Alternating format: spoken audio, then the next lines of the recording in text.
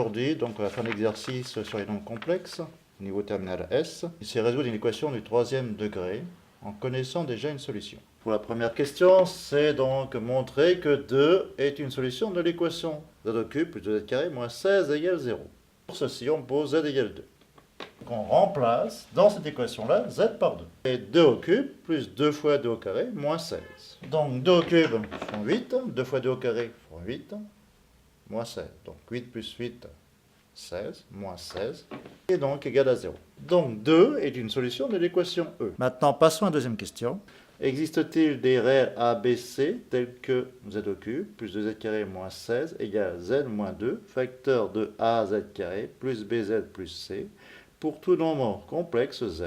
Pour ceci, on va développer z moins 2 facteur de az carré plus bz plus c. On fait z fois z carré qui font az au cube, z fois bz qui font bz carré, z fois cz qui font cz, moins 2az carré, ça fait moins 2az carré, moins 2 fois bz qui fait moins 2bz, et moins 2 fois c qui font moins 2c. Ensuite, ce polynôme du troisième degré, il faut le réduire et l'ordonner. Donc, après réduction, on obtient az au cube plus b moins 2az carré plus c moins 2bz moins 2c. Donc, les coefficients de z au cube sont égaux, donc a égale 1.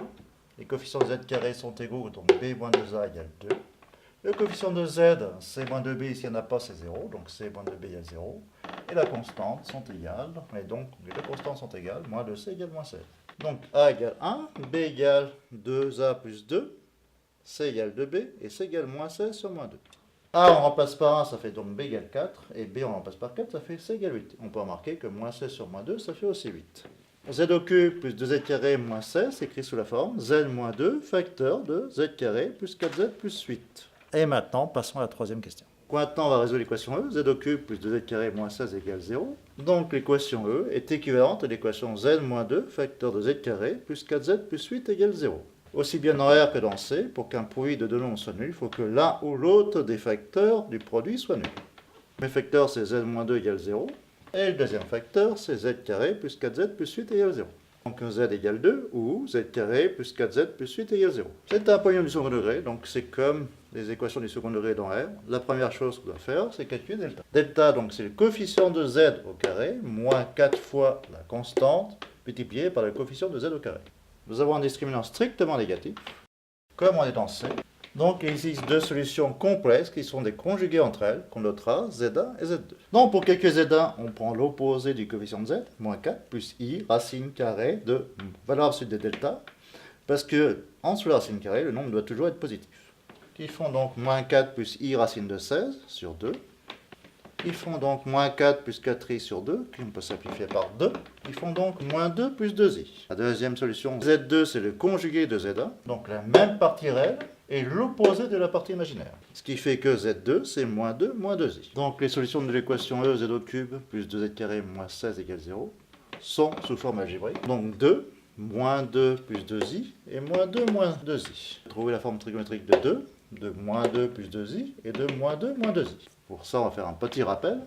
Donc, si z égale x plus y, le module de z, c'est la racine de x carré plus y carré. On appelle θ l'argument de z. Donc, cosinus θ, c'est la partie réelle sur module. Donc, x sur module de z. Et sinus θ égale y sur module de z. Trigonométrique de 2 en appliquant donc ces formules-là. On écrit aussi 2 plus 0i. Le module de 2, c'est 2. L'argument de 2, on l'appelait θ. Donc, cosinus θ, c'est la partie réelle sur le module, donc 2 sur 2, qui fait 1. Le sinus de θ, c'est la partie imaginaire 0 sur le module, donc 2, 0 sur 2, qui font 0. Un des angles pour cosinus 1 et le sinus 0, c'est l'angle 0. Ce qui fait que 2, on peut l'écrire sous forme trigonométrique de manière suivante. 2 fois cosinus 0 plus i sinus 0. Ça, c'est pour la forme trigonométrique de 2. Maintenant, on va passer à la deuxième complexe, moins 2 plus 2. Module de Z1, donc on va appliquer cette formule-là. Racine de la partie réelle, moins 2 au carré, plus la partie imaginaire, donc 2 au carré. Moins 2 au carré, ça fait 4, et 2 au carré, ça fait 4. Donc ça fait en tout racine de 8, qui peut s'écrire donc 2 racines de 2. On pose θ égale l'argument de Z1. Cosinus θ1, c'est la partie réelle sur le module. Cosinus θ1, ça donne moins 2 sur 2 racines de 2, qu'on peut simplifier par 2, qui donne moins 1 sur racine de 2. Sinus θ1, c'est la partie imaginaire sur le module, qu'on peut encore simplifier par 2, qui fait donc 1 sur racine de 2. Donc un des angles dont le cosinus est moins 1 sur racine de 2 et 1 sur racine de 2, c'est l'angle 3π sur 4. Donc maintenant, on va pouvoir faire l'écriture trigonométrique de Z1. et ensuite celle de Z2, par déduction. Donc l'écriture trigonométrique de moins 2 plus 2i, c'est 2 racine de 2, facteur de cosinus 3pi sur 4 plus i sinus 3pi sur 4. Et moins 2i, donc c'est le conjugué de Z1, et d'après propriété des nombres complexes, le module du conjugué de Z1, c'est la même chose que le module de Z1. L'argument de Z2, donc c'est l'argument du conjugué de Z1, et d'après propriété des nombres complexes, c'est l'opposé de l'argument de Z1. Donc comme l'argument de Z1 c'est 3pi sur 4, donc ça va faire moins 3pi sur 4. Donc ce qui fait que l'écriture trigonométrique de Z2 c'est 2 racines de 2, facteur de cosinus moins 3pi sur 4, plus i sinus moins 3pi sur 4. Donc on a 3 écritures trigonométriques des solutions de cette équation.